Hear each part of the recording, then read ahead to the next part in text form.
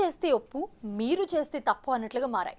తాజా అరెస్టులు, కలెక్టర్పై దాడి ఘటన, గులాబీ నేతలు రియాక్ట్ అవుతూ ఉన్న తీరు చూస్తే గత 10 ఏళ్ల గులాబీ ముళ్ళు ఎంతమందికి ఎలా గుచ్చుకున్నాయోనన్న విషయం ఒక్కొక్కరికి రివైండ్ అవుతోంది. గత 10 ఏళ్లు కళ్ళ ముందుకు వస్తూ ఉన్నాయి. పట్నం నరేందర్ ఏమైనా చిన్న లీడరా అరెస్ట్ చేశారు అని ప్రశ్నిస్తున్న కేటీఆర్కు అటు కాంగ్రెస్ ఇటు బీజేపీ నేతలు సోషల్ మీడియా ద్వారా మరికొందరు గత 10 ఏళ్లలో జరిగిన అరాచకాలను గుర్తు చేస్తూ ఉన్నారు.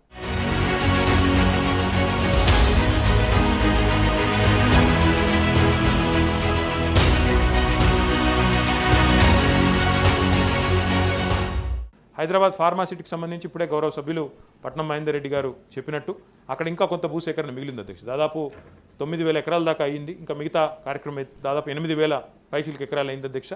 ఇంకా మిగతా కార్యక్రమం చేయాల్సి ఉంది. కానీ స్థానికంగా కొంతమంది మరి ముఖ్యంగా రాజకీయ దురుద్దేశాలతో ప్రాజెక్టును అడ్డుకోవాలనే ఉద్దేశంతో కూడా కొంతమంది వారి ప్రయత్నం వారు చేస్తూ ఉన్నారు అధ్యక్ష. ఇవాళ ఈ భూసేకరణ పేరిట రేవంత్ రెడ్డి ప్రభుత్వం చేస్తున్నది దళిత గిరిజన బీసీల భూములను లాక్కొని వాళ్ళ అనుయాయులకు వాళ్ళ కుటుంబ సభ్యులకు రియల్ ఎస్టేట్ పేరిట వ్యాపారం కోసం రియల్ ఎస్టేట్ పేరిట వ్యాపారం చేసుకోవడానికి డబ్బులు సంపాదించుకోవడానికి చేస్తున్న ఒక కుట్ర. ఇది కాంగ్రెస్ ప్రజాపాలన కాదు, ఇందిరమ్మ రాజ్యం కాదు, ఇందిరాగాంధీ ఎమర్జెన్సీ రాజ్యాన్ని తలపిస్తున్న పరిస్థితి. చూశారుగా శ్రీన్, 2020లో శాసన మండలిలో మంత్రి హోదాలో భూసేకరణ గురించి కేటీఆర్ ఏం మాట్లాడారు? ఇప్పుడు ప్రతిపక్షంలో ఉండి ఏం మాట్లాడుతున్నారు? దేని లెక్క దానిదే అంటున్నారు. సింపుల్ గా అప్పుడు రైట్, ఇప్పుడు రాంగ్ అంటున్నారంతే.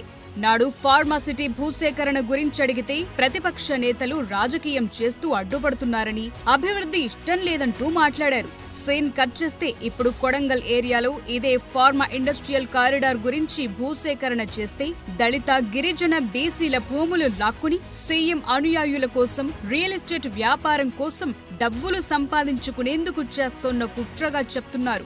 ఏవైనా ఇది మతుండి మాట్లాడుతున్నదేనా అన్న ప్రశ్నలొస్తున్నాయి.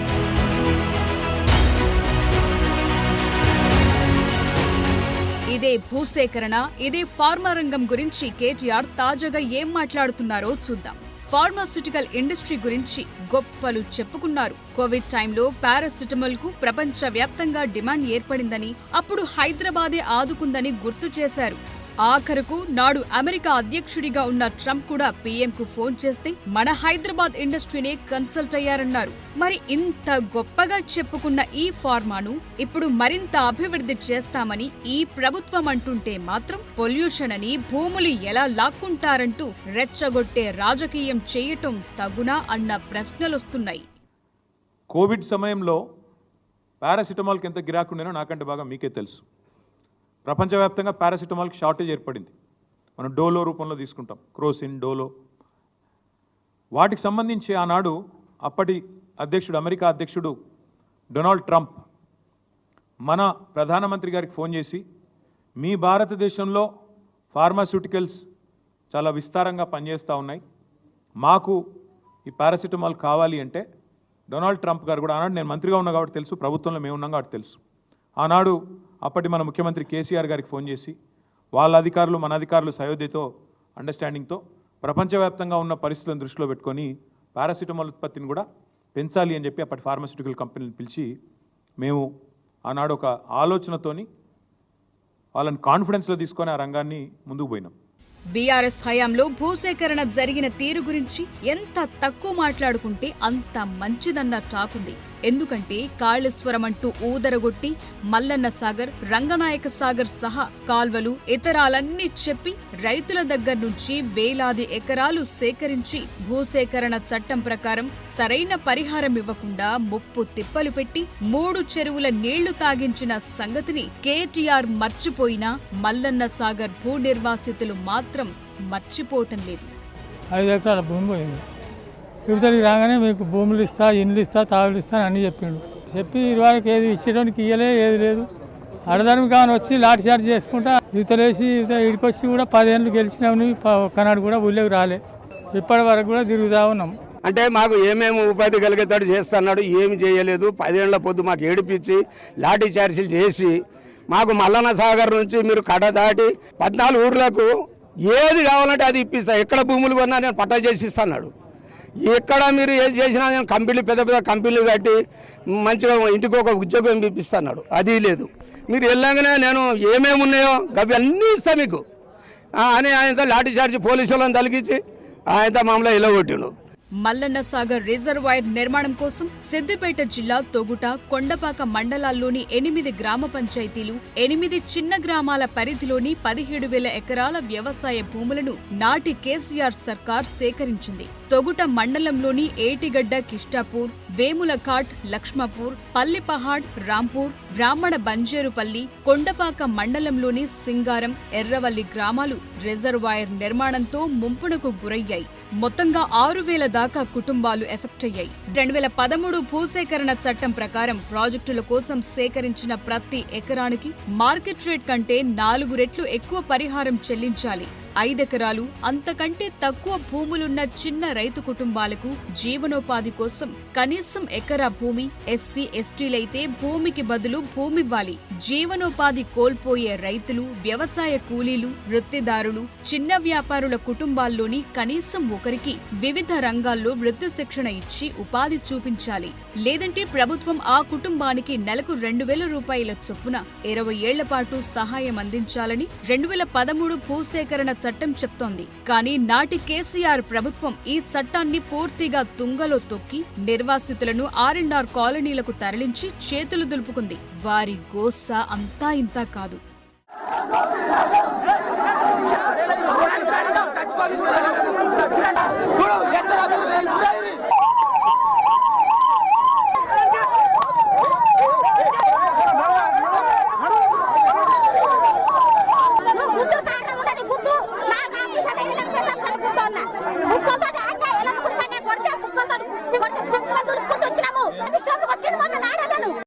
మల్లన్న సాగర్ కింద 6,000 కుటుంబాలు, ఇండ్లు, పొలాలు, ఉపాధి కోల్పోయాయి. దీంతో ఈ ఫ్యామిలీలు ఇప్పుడు దయనీయంగా బతుకుతున్నాయి. ఆ ఏరియాలో బహిరంగ మార్కెట్లో ఎకరా విలువ 30 లక్షలకు పైగా పలికిన నాటి గులాబీ సర్కార్ ఎకరాకు 6 లక్షల నుంచి 10 లక్షల వరకు పరిహారం ఇచ్చిందంతే. దీంతో ఆ వచ్చిన డబ్బుతో ఇంకో చోట భూములు కొనలేని పేద రైతులు కూలీలుగా మిగిలిపోయారు.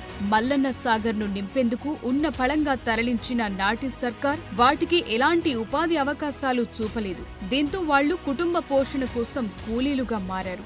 వారిని కదిలిస్తే చాలు గత సర్కార్ నిర్వాకంపై విరుచుకుపడుతున్నారు. పైసలు రాకపోయా, ఏం రాకపోయా, ఎటు పోదాము, ఏడు బతుకుతామని మా ఆయన చనిపోయిండు. కొడుకు లేడు, ఇప్పుడు మొగలు లేడు, ఏం లేడు సార్. పిల్లలు చిన్నగా ఉన్నారు, గితికింతున్నారు. నాకు ఇది రాలేదు. ఇక వచ్చా అన్నారు. పొన్నాలకు 3 మాటలు దొలకపోయినారు. ఇక పట్నం 4 మాటలు దొలకపోయినారు. సిద్దిపేటకు 10 మాటలు పోయినాం. పాకీది వచ్చా అన్నారు. ఇక ఇప్పుడు వచ్చా, అప్పుడు వచ్చే, ఎప్పుడు రాలేదు. పాకీది రాలే, ఇల్లు జాగా పైసలు రాలే, ఇల్లు పైసలు రాలే, నాకు పాకీది రాలే. దండం పెడితే కాలు మొక్కుతా వాంచాను. నాకు ఒక్కో కొడుకు, నేను చచ్చిపోతా మరి. సో మనం చేసిన భూసేకరణ, నిర్వాసితుల గోడు పక్కన పెట్టేసి ఇప్పుడు ఏమీ జరగకపోయినా మంచి R&R ప్యాకేజీ ఇచ్చి రైతులను ఒప్పించే ప్రయత్నాలు చేస్తున్నా సరే భూదాహంతోనే రైతుల భూములు లాక్కుంటున్నారని బీఆర్ఎస్ లీడర్లు దిక్కుమాలిన లాజిక్ వినిపించటమేంటన్న ప్రశ్నలైతే వస్తున్నాయి. నేను మిమ్మల్ని అడుగుతున్న వేములఘాట్లోనో మల్లన్న సాగర్లోనో మునిగిపోయిన 14 గ్రామాలలో ఏ ఒక్కడికైనా ఈ దుర్మార్గులు తాళం చెప్పించి ఇది మీ రిహాబిలిటేషన్ కోసం మీకు కట్టిన ఇల్లు ఇవి తీసుకొని ఇచ్చిండ్రా? మిడ్ బానేరులో పిల్లనిచ్చిన పాపానికి మిడ్ బానేరులో ముంచితే ఈ రోజుకు మిడ్ బానేరులో 10 సంవత్సరాల తర్వాత కూడా అల్లుడి నోట్ల శని, మాకు కూడా శని తగులుకున్నదని ఈరోజు మిడ్ బానేరులో తిట్టురు. పోయి మీకు అందరికీ ఇల్లు ఇస్తా అని వేములవాడ రాజన్న దగ్గర పోయి ఒట్టేసి చెప్పొచ్చాడు. ఈ రోజుకి అది అమలు చేయలే.